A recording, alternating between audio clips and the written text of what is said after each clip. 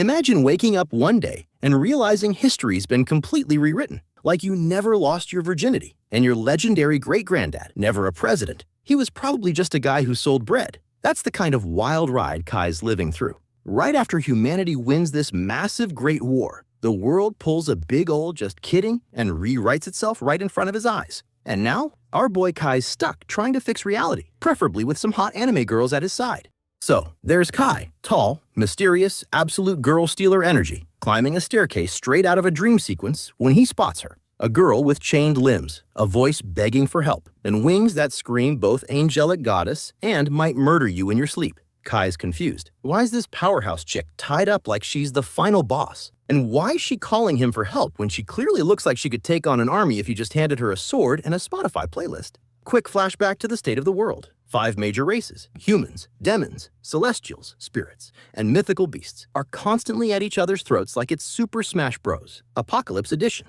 Humans, as usual, are just trying not to get clobbered. Kai works for the Urza Federation, which is basically graveyard security for sealed demons. Super important job, super boring shift, or it would be, if Kai weren't a total overachiever who trains every day like he's prepping for an anime opening theme montage. His friend Ashran thinks he's nuts, and Saki, she's definitely worried, but also probably a little into it. Kai's obsessed with the legends of Prophet Sid, some mythical war hero who supposedly ended the Great War with a divine sword and a heroic hair flip. Most people think Sid's story is just bedtime fairy tale nonsense, but Kai believes, deeply, probably has Sid posters in his room. Meanwhile, the squad's throwing a goodbye party for Jine, a prodigy soldier who just hit the big leagues at 17. Instead of partying, Jine secretly pulls Kai aside for a little farewell shopping trip. It's cute. She wants to buy gifts for their friends. Kai, being the dependable anime protagonist he is, promises they'll see each other again. Spoiler, they don't. Mid-convo, Jine suddenly starts glitching out like a corrupted file and vanishes into a black hole. And then, a creepy voice says the world will now reincarnate. Instant nightmare fuel.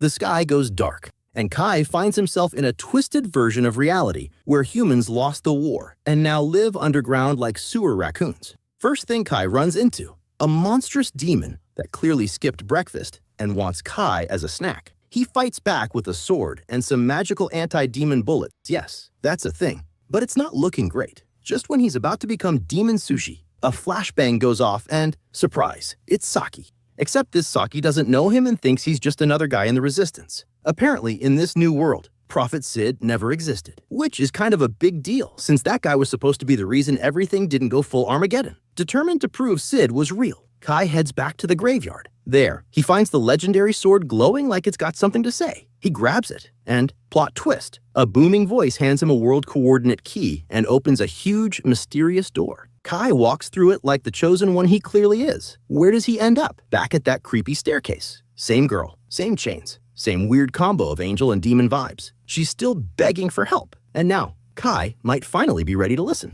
Okay, so Kai's standing in front of this chained-up girl, Rena, and he knows she's got major demon energy, but like, not the eat your soul kind. More like, I might slap you if you look at me wrong vibes. He's suspicious, as you should be with random girls tied up in magical chains. But after a moment of what the hell, he decides to help her out. First, he tries cutting the chains with his sword. Nope. Harder than grandma's overcooked meatloaf. Bullets? Nada. Just when he's about to throw in the towel, he remembers his ultimate cheat code. The Code Holder, a legendary sword that once saved all of humanity and still looks like it belongs in a JRPG loot box. Kai calls out its name, and boom, it transforms into a glowing, golden blade that could probably slice a planet in half. One clean swing, and the chains shatter like they were made of spaghetti. Rena falls, all dramatic and sparkly, and Kai catches her like he's the star of some tragic romance. But instead of falling into his arms with a thank you kiss, Rena freaks out and accuses him of being a demon working for someone named Vanessa. Girl's got trust issues. She starts blasting at him with magic, and Kai's dodging like his life depends on it because, you know, it does. One blast nearly fries him, but he slices it in half midair like a badass, leaving them both kind of shocked. After some awkward, I'm not a demon, I swear, explanations, Rena finally chills out and admits she kind of overreacted. Turns out she's got serious beef with demons. And, well, Kai just happened to be in the wrong place at the wrong time, with the wrong face. Just as things start to cool off, a freaky monster shows up from a portal like, surprise, I'm here to ruin your day. This thing's out to destroy something called the Singularity and snatch Rena in the process. But Kai's not about to let that happen. With one slick sword move, He slices the monster's grip, scoops Rena up bridal style, and leaps into the portal like it's a Saturday night action movie. They land back in a graveyard, and Rena's totally overwhelmed, not just by the monster thing, but by the fact that Kai actually helped her. No betrayal, no traps, just kindness. Kai tries to comfort her, admitting that in this messed up world, everyone he knows has forgotten him. Meanwhile, they both realize something is seriously off. Like, we're in the wrong timeline off. Kai remembers humans winning the war. Rena remembers fighting with humans. So why are demons in charge now? They head to Kai's place so Rena can rest up and hopefully not fry the microwave trying to use it. She's super fascinated by human tech, like someone who's just discovered Wi-Fi. In the city, she draws stairs with her whole otherworldly elf queen aura, but Kai assures her she's safe with him. Back at the house, things get cute and domestic for a second, until she calls him for help with the shower. Yep, can't turn it off. Later that night, just when things seem peaceful, city alarms start blaring. Demons are breaking in like it's a Black Friday sale. Kai jumps into action, rallying soldiers, launching grenades, and even using water like he's got Pokemon badges. Rena joins in, showing off her own powers, and suddenly the two of them are a demon-fighting power duo. Kai realizes they're not just surviving, they're fighting for hope. After the dust settles, they're taken to meet Jean, the no-nonsense leader of the human resistance. She's intrigued when Kai starts talking alternate timelines and forgotten heroes, especially when he drops that they used to know each other in another reality. She's skeptical, but open-minded. Kai pitches a bold plan. Instead of waiting for demons to attack, why not go full anime protagonist and take the fight to the big bad Vanessa herself?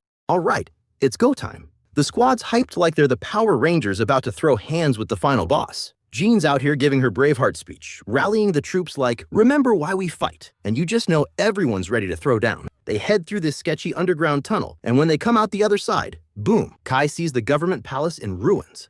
Not exactly the scenic route.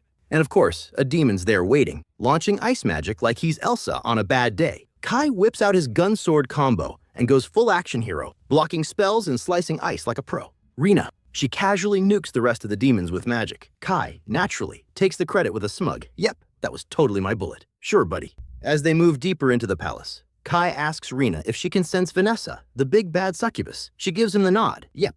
Top floor, of course. Classic final boss location. Jean and Phylan lead the way, but Phylan's like, yo, the main stairs are toast, so they reroute through some sketchy side paths. Some soldiers hang back to guard the entrance while another team heads underground to rescue prisoners. Standard RPG side quest stuff. On the climb, Phylan clocks something. Kai didn't use that big lightning move earlier. That was Rena. The truth's out. Jean checks in with Kai like a good squad leader, asking if he's ready for the smoke. He's like, born ready? Just then, demons crash the party. One tries to turn a soldier into lunch, but Phylan dives in, slices that thing off like it's a crusty pizza, and the team pushes forward. Meanwhile, prisoners are being freed, spirits are high, and Jean's magical armor flexes hard. She tanks a lightning strike like it's a mosquito bite, thanks to her supercharged anti-magic outfit. Morale equals sign boosted. Now it's time for stealth mode. Kai and Rena slap on some magical armbands that bend light, making them invisible. Think Harry Potter cloak, but animated edition. They sneak through the palace like ninja roaches, avoiding demons left and right. Saki almost blows their cover, but Rena saves her with a quick, not today, Satan. They make it to the breaker room, where Kai leaves Saki and Anne to handle the power in case things get dicey. He tells them he'll signal when it's time to bail. Then an alarm goes off. Kai's like, yo, I thought we were invisible? Rena swears her barrier is still working, so Kai figures it's probably some heat-sensing tech messing things up. Before they can overthink it, demons swarm in. Rena, being the absolute unit she is, grabs Kai and launches them out of danger. She stays behind to deal with the mob, all while the demons are confused like, why does this girl smell like every race? Rena just shrugs and goes full lightning goddess. Kai finally reaches Vanessa's room, and oh boy, this woman is a walking problem. She's a total bombshell succubus with the energy of someone who'd ruin your life and have you thanking her afterward. She instantly starts teasing Kai, making some very not safe for church comments about his meatballs. But Kai keeps it cool. She's not here for small talk though. She wants to melt him into ashes with a fire spell. But Kai? Nah. Dude deflects that spell like he's batting a fly. Vanessa's impressed, so she levels up, launching a mega flame attack that shakes the whole palace. And Kai, he tanks it. Sword out, code holder glowing like it's got cheat codes. And he's still standing. Vanessa's not just impressed now, she's obsessed. Just then,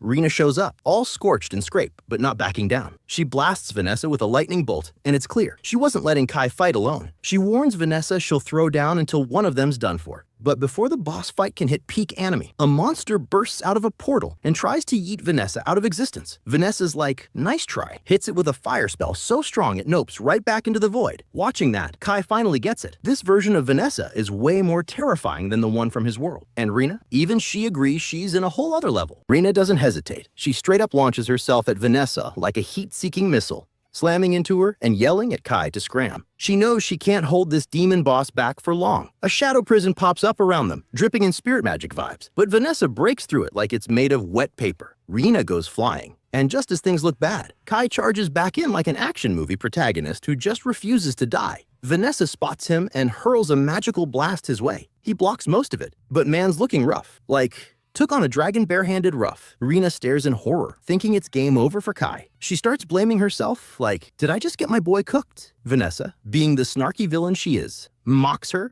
asks if Rina's gonna avenge him or just dip. But Rina, she's done playing nice. She taps into her full power, going full avatar mode with traits from all 5 races. Vanessa's smirk fades the second Rina lands a punch that actually hurts. Now it's a proper brawl. Vanessa, curious as always, starts poking at Rina's insecurities. Like, you could have saved him if you weren't so scared of looking like a monster. That hits hard. Rina decides, screw it, if she's going down, Vanessa's going with her. She grabs Vanessa and activates a cursed spell, drawing blood and draining her life force. Normally, this would be GG for Vanessa, but nope. Surprise.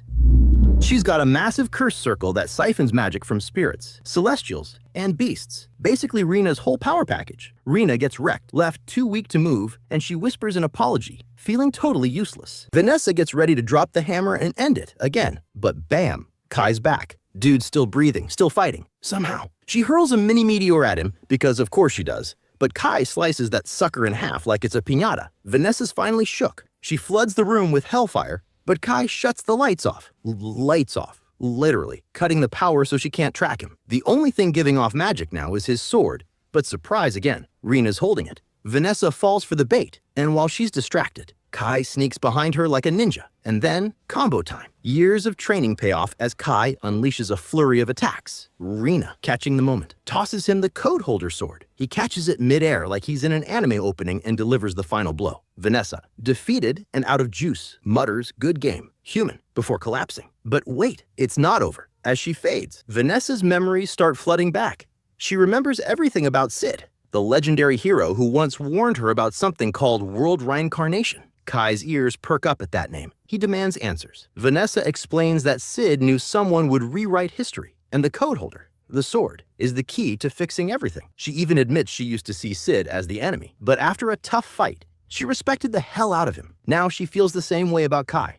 Before passing out, she gives him a smirk and says she wouldn't mind a rematch someday. Kai, exhausted and bleeding but alive, drops to his knees, finally able to breathe. Word of Vanessa's defeat spreads like wildfire. Humans come out of hiding, survivors gather at the Urza Federation, and for the first time in forever, people feel like they've got a shot at peace. Jean, their battle-hardened ally, thanks Kai and Rina, saying their victory could unite humanity and help them take back the fallen federations. She invites them to join her rebel crew. No more hiding. It's time to push back. Her speech fires up the troops, and you can feel the shift. People believe again. Meanwhile, Kai pulls Rina aside and, in a rare quiet moment, tells her he's ready. Ready to end this 5-race war. Ready to find whoever jacked up the timeline. And this time, he's not just fighting for peace. He's fighting to put the world back the way it was meant to be. Game on. That's the end of the recap. Let us know if you want part 2 by leaving a comment in the comment section down below. Also, don't forget to like this video and subscribe to our channel to become lucky one same as our virgin MCs. See you guys in the next video.